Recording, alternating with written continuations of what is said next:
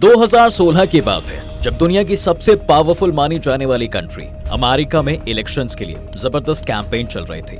लेकिन फिर कुछ ऐसा हुआ जिसने न सिर्फ अमेरिका को बल्कि दुनिया को भी हिलाकर रख दिया था। दरअसल उस समय एक वेबसाइट ने प्रेसिडेंट इलेक्शन में ट्रंप के अगेंस्ट खड़ी हिलेरी क्लिंटन के पर्सनल मेल्स को पब्लिकली सबके सामने रख दिया, जिस वजह से रातों रात इस इलेक्शन की डायरेक्शन ही बदल गई।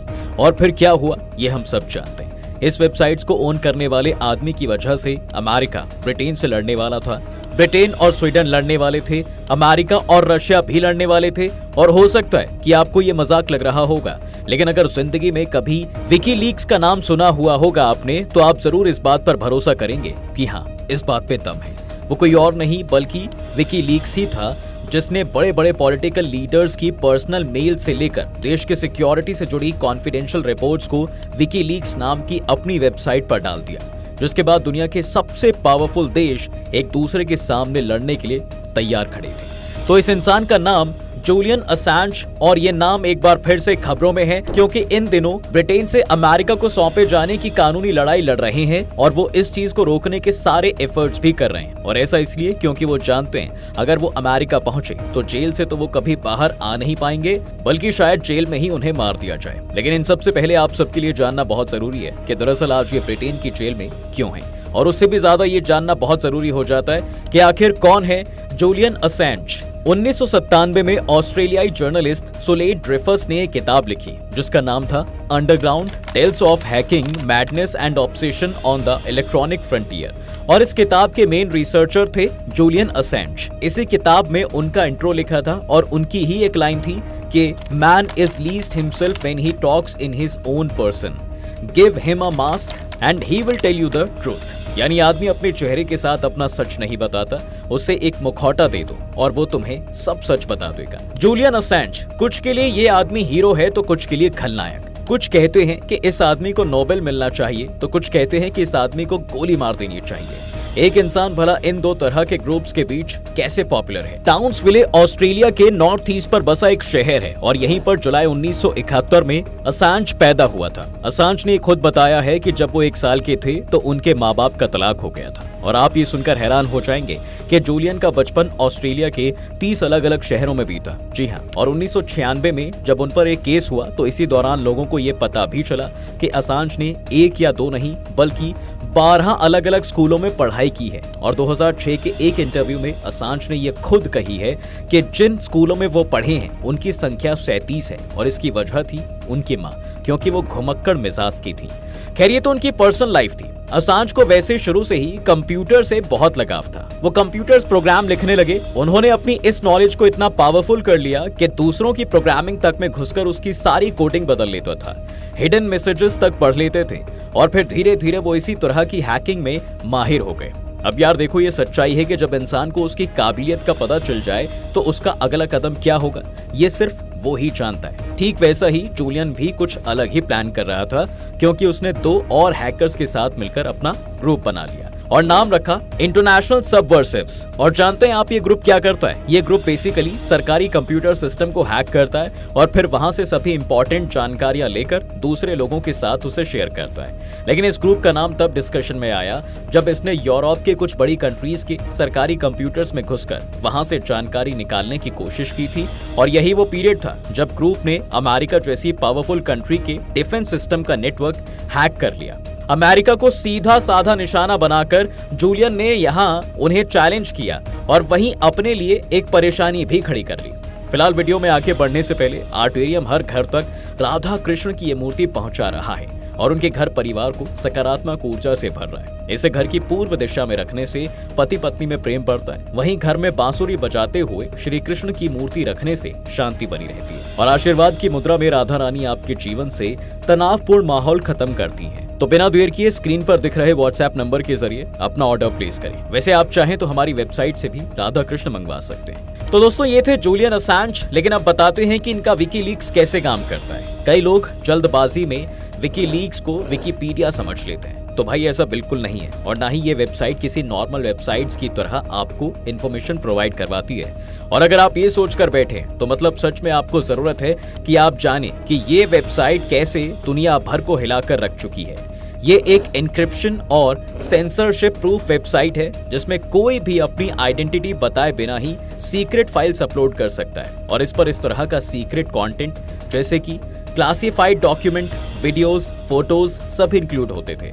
वहीं अगर बात करें कि विकीलीक्स ने कौन कौन से बड़े खुलासे किए हैं, तो नवंबर 2007 में इस वेबसाइट ने सबसे पहले ग्वांतानामो बे की जेल के लिए बनाई गई स्पेशल ऑपरेटिंग प्रोसीजर को अपनी वेबसाइट पर पब्लिश किया और ये ग्वांतानामो बे क्यूबा में है। इस जेल के लिए स्पेशल प्रोसीजर 2003 में बना था। ग्वांतानामो बे चलाने वाले अमेरिकी सैनिकों के लिए यहाँ यूएस मिलिट्री का बेस है और 9/11 के हमले के बाद यहाँ पर जेल बनाई गई थी और इसी जेल में अमेरिका पर किए गए ज्यादातर आतंकी हमले के आरोपियों को रखा जाता था।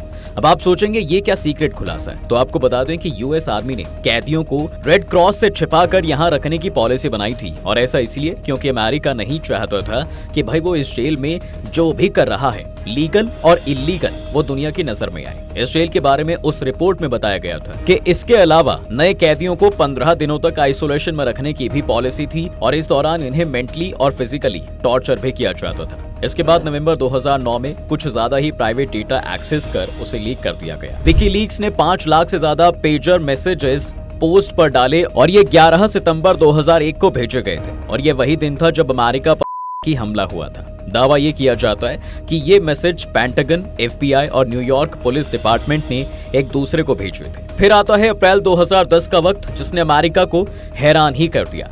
इस वीडियो के सामने आने के बाद तो मानो अमेरिका की हालत पतली हो गई थी क्योंकि इस बार विकीलीक्स ने एक वीडियो ऐसा रिलीज कर दिया था और ये वीडियो इराक की राजधानी बगदाद का था। इसमें अमेरिकी हेलीकॉप्टर से आम लोगों को मारा जा रहा था। अमेरिका अभी एक परेशानी से निकल ही रहा था कि विकीलीक्स ने तुरंत दूसरा बॉम्ब फोड़ दिया जब उसने जुलाई 2010 में ही द अफगान वॉर लॉग्स नाम से 75,000 से भी ज्यादा प्राइवेट डॉक्यूमेंट्स पोस्ट कर दिए। इसमें अमेरिका और अलायंस आर्मी के साथ मिलकर आम नागरिकों के साथ जो किया गया उस सब की जानकारी थी। साथ ही मारे गए लोगों की संख्या का भी जिक्र था। इसके अलावा अमेरिकी सेना का ओसामा बिन लादेन को ट्रैक करने की पूरी डिटेल भी थी। इसके बाद इसी तरह अक्टूबर 2010 में इराक वॉर से जुड़े 4 लाख सीक्रेट डॉक्यूमेंट्स लीक इसी विकीलीक्स द्वारा किए गए थे। इन्हें द इराक वॉर लॉग्स का नाम मिला और इसमें साफ साफ बताया गया था कि कैदियों के साथ अमेरिकी आर्मी कैसे बिहेव करती है, युद्ध में मारे गए कॉमन सिटीजन की संख्या और उसकी डिटेल्स। इतना ही नहीं, इसी रिपोर्ट्स में लिखा था कि इराकी रेबल्स को ईरान कैसे सपोर्ट दे रहा था। और फिर इसी तरह एक के बाद एक इस साइट ने जून 2015 में सऊदी अरब की फॉरेन मिनिस्ट्री से लीक हुए डॉक्यूमेंट्स पोस्ट किए। फिर अमेरिका की नेशनल सिक्योरिटी एजेंसी के लीक डॉक्यूमेंट्स जिसमें यह बताया गया था कि कैसे अमेरिका जर्मनी के तत्कालीन चांसलर एंजेला मर्केल, फ्रांस के राष्ट्रपति फ्रांसवा ओलांद, यूएन के महासचिव, इजराइल के प्रधानमंत्री बेंजामिन नेतन्याहू और इटली के उस समय के पीएम सिल्वियो बर्लुस्कोनी को सीक्रेटली सप्लाई कर रहा था। अब ये तो उन रिपोर्ट्स में से लीक हुई कुछ खास रिपोर्ट्स थी दोस्तों जो सबसे ज्यादा हाईलाइट्स हुई और विकीलीक्स ने खुद ही ये दावा किया था कि उन्होंने अब तक 1 करोड़ से अधिक डॉक्यूमेंट्स पब्लिश किए हुए हैं। अब आते हैं कि कब पता चला कि असांज ये सब कर रहा है। देखिए, सबसे पहले असांज के हैकिंग ग्रुप के एक्टिवली काम करने की खबर ऑस्ट्रेलिया पुलिस को मिली, जिसके बाद उनके ग्रुप पर जांच कमीशन बिठाया गया। 20 की उम्र में पहली बार गिरफ्तारी हुई, 31 मामले दर्ज किए गए। वो यहाँ बुरी तरह से फंस गए थे लेकिन किसी तरह सजा से बच गए क्योंकि उन्होंने अपने डिफेंस में ये कहा कि उनकी हैकिंग इनोसेंट है और इससे किसी को नुकसान नहीं हुआ।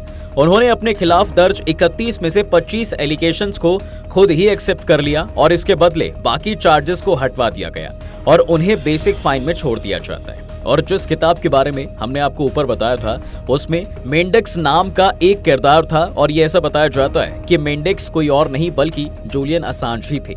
1980 के पीरियड में मेंडेक्स ने साइकोफैंट नाम का एक प्रोग्राम बनाया था जिसके सहारे यूएस मिलिट्री का सिस्टम हैक कर लिया गया। 1994 में चार्जेस लगाए गए और 1996 में उसे छोड़ दिया गया था। इसके बाद काफी समय तक असांज चुप रहा और फिर 2006 में उसने विकीलीक्स को जन्म दिया। असांज का ऐसा मानना था कि भाई सभी गवर्नमेंट देश को सही तरीके से चलाने के नाम पर पर्दे के पीछे बहुत से इलीगल तरीके भी अपनाती है और ये पूरी तरह गलत और फ्रीडम के अगेंस्ट है और देश की सरकार को ट्रांसपेरेंसी रखनी चाहिए और बस इसी सोच से विकीलीक्स बनाया गया। अब सवाल यह आता है कि असांज जेल तक कैसे पहुंचा है। देखिए बात तो बिल्कुल साफ है साहब कि 2007 के बाद से ही विकीलीक्स और असांज ने अमेरिका को परेशान करना शुरू कर दिया था। जैसे जैसे अफगानिस्तान और इराक वॉर में यूएस मिलिट्री के काले कारनामे बाहर आए, अमेरिका का गुस्सा बढ़ता चला गया और इसी बीच अगस्त 2010 में एक अजीबोगरीब घटना घटी। दरअसल स्वीडन के प्रोसिक्यूटर्स ऑफिस ने असांज के अगेंस्ट अरेस्ट वारंट इशू कर दिया और इसमें असांज पर लगाए गए 2 आरोपों का भी एक्सप्लेनेशन था। इसमें हमला कार और दूसरा मोलेस्टेशन था, लेकिन इस पर असांज का ये साफ साफ कहना था कि ये बदले की भावना से किया गया काम है। ये आरोप पूरी तरह बेसलेस है और इसके बाद दिसंबर 2010 में लंदन पुलिस ने उसको गिरफ्तार कर लिया और कुछ दिनों बाद असांज को जमानत भी मिल गई। मगर ये केस चलता रहा, लेकिन मई 2012 में इस केस की सुनवाई करते हुए ब्रिटिश सुप्रीम कोर्ट ने अपना फैसला सुनाया। कोर्ट ने कहा कि असांज को स्वीडिश अथॉरिटीज के हवाले कर दिया जाए ताकि वो असांज को स्वीडन ले जाकर उनसे पूछताछ कर सके।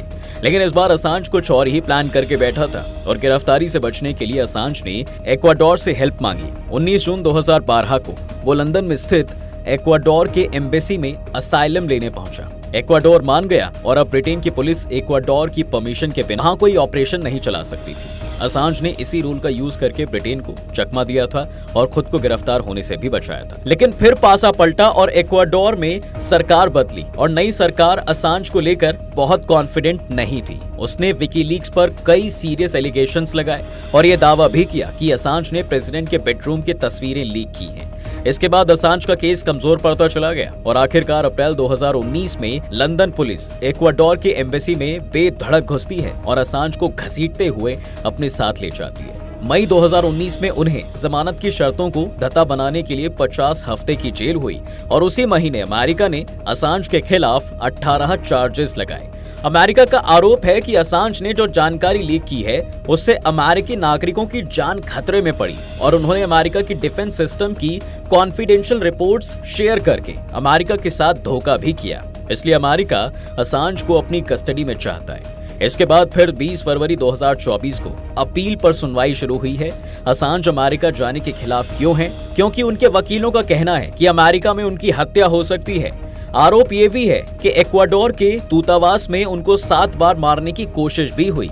हालांकि इस बात में कितनी सच्चाई है अभी कोई कुछ कह नहीं सकता। कहा तो ये भी जा रहा है कि सारे आरोप साबित हुए तो असांज को 175 बरस तक की जेल हो सकती है, लेकिन अमेरिका कहता है कि उन्हें 5 से 6 साल की मैक्सिमम सजा होगी। पर अब ये देखना है कि अमेरिका सच कह रहा है या असांज, और इन्हें नोबेल मिलना चाहिए या जेल। इसके बारे में अपनी राय आप जरूर रखें। वीडियो पसंद आए तो लाइक और शेयर कर दें और हाँ, चैनल को सब्सक्राइब करना बिल्कुल ना भूलें।